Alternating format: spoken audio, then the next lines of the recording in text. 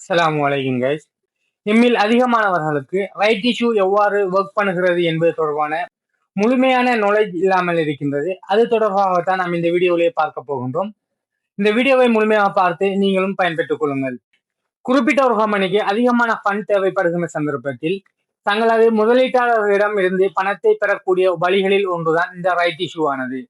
இந்த ரைட் இஷ்யூவை அவர்கள் குறிப்பிட்ட ஒரு தொகைக்கு மார்க்கெட்டிலே அனௌன்ஸ் பண்ணுவார்கள். அவ்வாறு அனௌன்ஸ் பண்ணக்கூடிய சந்தர்ப்பத்தில் இலங்கை பங்குச் சந்தையிலே ஒரு வாரத்துக்கு ட்ரேடிங் பண்ணுவதற்கு அனுமதியும் வழங்குவார்கள். இவ்வாறு ட்ரேடிங் செய்யக்கூடிய சந்தர்ப்பத்தில் அந்த ரைட் இஷ்யூனுடைய விலை கூடவும் குறையவும் செய்யலாம். நீங்கள் கூடவோ அல்லது குறையவோ வாங்கக்கூடிய சந்தர்ப்பத்தில் அந்த பணம் கம்பெனிக்கு செல்ல மாட்டாது. நீங்கள் யாரிடமிருந்து அந்த ரைட் இஷ்யூவை வாங்குகின்றீர்களோ அவர்களுக்கு மாத்திரம்தான் செல்லும். அதற்கு பிறகு கம்பெனி குறிப்பிடக்கூடிய டேட்டில் நீங்கள் எவ்வளவு ரைட் இஷ்யூ உங்களுடைய போர்ட்போலியோவிலே வைத்திருக்கின்றீர்களோ அதற்குரிய அமௌண்டை கம்பெனியுடைய அக்கௌண்ட்டுக்கு நீங்கள் பே பண்ணதற்கு பிறகுதான் உங்களுடைய போர்ட்போலியோவிலே ரைட் இஷ்யூ எட் ஆகும். இதனை எவ்வாறு சிலர் தவறாக புரிந்திருக்கின்றார்கள் சொன்னால், ரைட் இஷ்யூ ரேட் ஆகக்கூடிய சந்தர்ப்பத்தில் அதனை வாங்கினாலே என்னுடைய போர்ட்போலியோவில் எட்டாகி விடும் என்று நம்பிக்கொண்டிருக்கின்றார்கள்.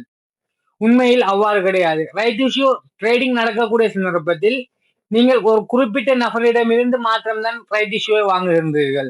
அதற்கு பிறகு கம்பெனி சொல்லக்கூடிய டேட்டிலே நீங்கள் கம்பெனியுடைய அக்கௌண்ட்டுக்கு பணம் செலுத்தினால் மாத்திரம்தான் உங்களுடைய போர்ட்போலியோவிலே எட் ஆகும். அவ்வாறு நீங்கள் பணம் செலுத்தவில்லை என்று சொன்னால் ரைட் இஷ்யூ உங்களுடைய போர்ட்போலியோவிலே எட் ஆக மாட்டாது. இது போன்ற இலங்கை பங்குச்சந்தை தொடர்பான விடயங்களை தொடர்ந்து அறிந்து கொள்வதற்கு என்னுடைய பேஜை ஃபாலோ பண்ணி வைத்துக் கொள்ளுங்கள்.